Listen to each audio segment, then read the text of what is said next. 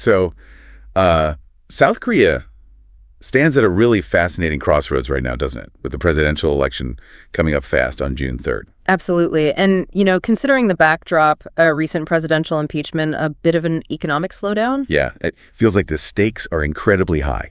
Definitely. High for the country's stability and really for people's day-to-day well-being. And woven into all of this are the ESG policies, right? Environment, social, governance. It seems like these are becoming much more central. They really are. It's not just a side issue anymore. You see it shaping how candidates are presenting their visions for South Korea's future. That's exactly what we want to dig into today. We've been looking through the main candidates' platforms, trying to pull out the core of their ESG ideas for you.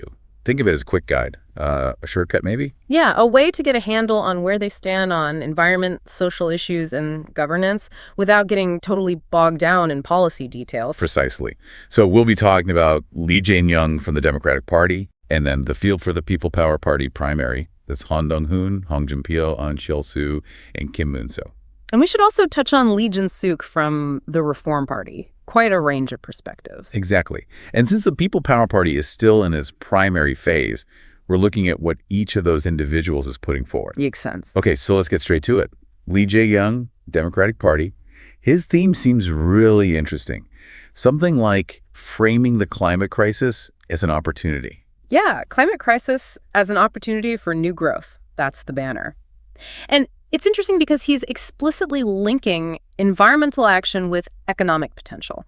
So what does that look like environmentally? What are the key proposals? Well, they're pretty ambitious, honestly. First off, he wants to accelerate South Korea's 2050 carbon neutrality goal. Accelerate it. To when? To 2040. Wow. Okay. Yeah. That's a big shift. 10 years earlier. It is. It signals a very high priority on climate action, though, implementing that would require massive investment, potentially big changes for industry. I can imagine. What else on the environment? He's also looking to boost the 2030 greenhouse gas reduction target, the NDC, the national determined contribution under the Paris Agreement. Right. How much higher? Aiming for a 40 to 50% cut compared to 2018 levels. Again, quite ambitious compared to current targets. And energy. You mentioned growth. Yeah, he talks about building a decentralized energy system, focusing on renewables, and promoting something called an energy highway. An energy highway. Intriguing. What's the idea there? It suggests a major focus not just on generating renewable power, but also building the grid infrastructure needed to transmit it effectively across the country. Okay, got it. So ambitious environmental targets linked to energy infrastructure. What about the S in ESG, the social side for Lee Jae-myung? The emphasis there seems clearly on protecting and strengthening welfare for more vulnerable groups in society. Like specific policies? Yes, proposals tailored specifically for young people and also for the elderly. Plus, a strong focus on strengthening labor rights and job security. So a fairly robust social safety net seems central to his platform. It appears so, yes. And then G for governance. What is his approach to corporate governance? Here, the push is towards greater transparency and accountability from corporations. How so? He's proposing amendments to commercial law, and significantly, he wants to tackle the Korea discount. Ah, yes. The persistent issue where Korean stocks are often valued lower than global peers. Exactly. And his strategy involves better protection for minority shareholders and generally improving corporate governance structures, how companies are run. Okay, interesting. Connecting governance reform directly to market valuation. Let's pivot now to the People Power Party, Han Dong-hoon. His big theme is creating 5 souls nationwide. Right, a regional development focus. So how does ESG, particularly the environmental aspect, fit into that? It seems less direct, maybe? It is a different approach. Han's environmental strategy is sort of embedded within his economic development plan. He wants to set up these advanced industrial clusters in 5 major regions. The focus is on strategic industries: AI, bio, energy, future mobility, semiconductors. Okay, so energy is in there. Energy is in there, yes. So while the main goal seems to be regional balance and boosting these specific sectors, the inclusion of energy definitely implies an environmental consideration, even if it's not the headline. Right, driving innovation in areas like green energy or electric vehicles, perhaps, as part of a broader industrial strategy. Precisely. What about his social policies? Similar themes to Lee Jae-myung, in some ways protecting vulnerable groups, ensuring fair opportunities. He also mentions making education and welfare sectors more efficient. Okay. but maybe less specific on the policy details compared to Lee Jae-myung at this point. Perhaps, yes. The language seems a bit broader currently. And governance for Han Dong-hoon. Here's a key difference. He really emphasizes corporate autonomy and responsibility. Meaning less government intervention. Exactly. He favors market-based self-regulation, minimizing the government's role. A clear contrast to Lee Jae-myung's more regulatory stance. A very noticeable contrast. Okay, let's stay with the People Power Party. Joon-pyo. His themes are productive welfare and a free market economy. Right, and that productive welfare concept is central to his social proposals. What's productive welfare mean in practice? It translates into things like raising the eligibility age for elderly benefits, extending the retirement age, and tackling pension system reform. So structural changes rather than direct payments. Yes, he's explicitly mentioned wanting to move away from cash welfare and focus on pension reform. That's a significant shift. What about the environment under his free market focus? Well, the strong emphasis on the free market suggests a preference for less government intervention across the board. So probably fewer specific top-down environmental regulations proposed. That seems to be the implication.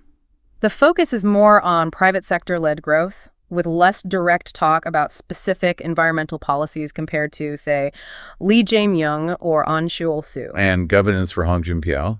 Any key proposals there? His main governance proposal is actually about government structure itself. He wants to streamline things by consolidating ministries. Consolidating. How much? Reducing the number from 18 down to maybe 13 or 14, aiming for more efficiency. Okay, interesting. Structural government reform as a governance priority. Let's move to Ahn Cheol-soo, also People Power Party. His theme is harmony of innovation and sustainability. That sounds very ESG focused. It really does. And his environmental proposals reflect that directly. He talks clearly about sustainable growth through eco-friendly tech development and expanding renewable energy. So a more explicit environmental commitment. Yes, and he stresses policies that can achieve both environmental protection and economic growth. It aligns very closely with his overall theme. That makes sense. What about his social proposals? How does he aim for harmony there? He talks about tackling social inequality, primarily through education reform, with a focus on science and tech, and also through job creation. Any specific groups he focuses on? He mentions strengthening support for young people and also for small and medium-sized enterprises, SMEs. Right, the SMEs being crucial for the economy. And governance for Ahn Cheol-soo. Similar to Lee Jae-myung in some ways, he advocates for improving corporate governance to boost transparency and accountability. Okay. And he emphasizes creating a fair, competitive environment. That's a key part of his governance platform. Got it. Now, let's look outside the two main parties for a moment. Lee Jun-seok of the Reform Party.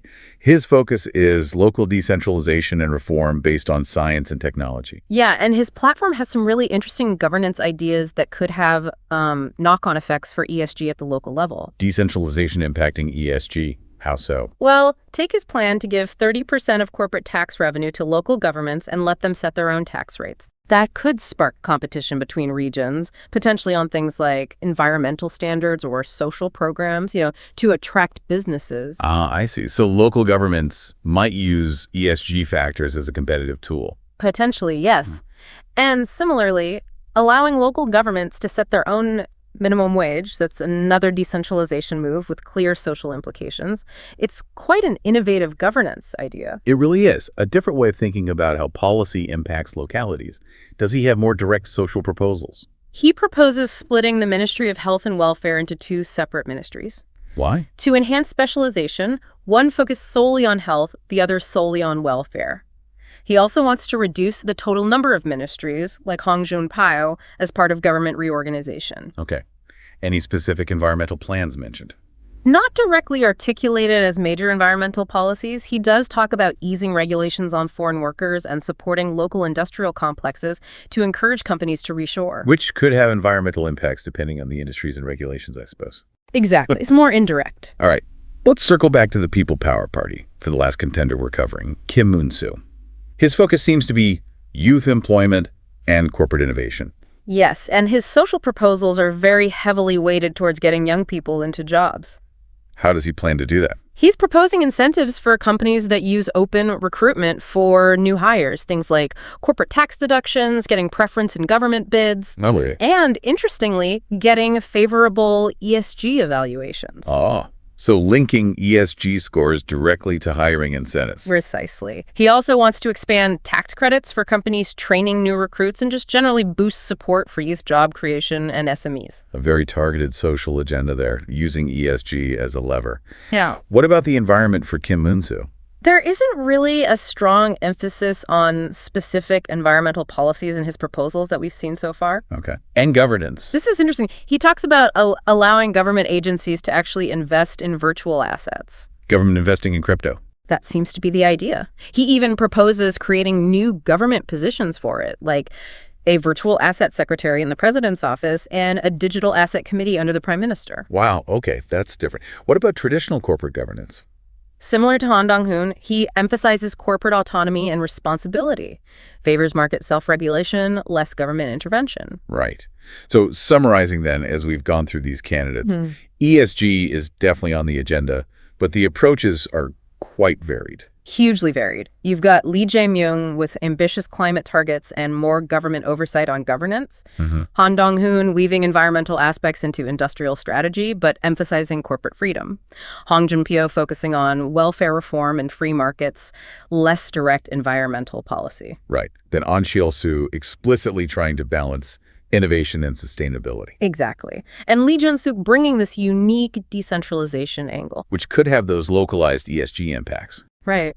And finally, Kim Moon-soo laser-focused on youth employment, even using ESG evaluations as an incentive, while also looking at new tech like virtual assets in governance. It's really striking to see the different priorities and philosophies. It's definitely not a uniform approach to ESG, is it? Not at all. And it really highlights how central these issues have become in South Korean politics. And it's worth repeating for you, the listener, that these are the proposals as things stand now ahead of that June 3rd election.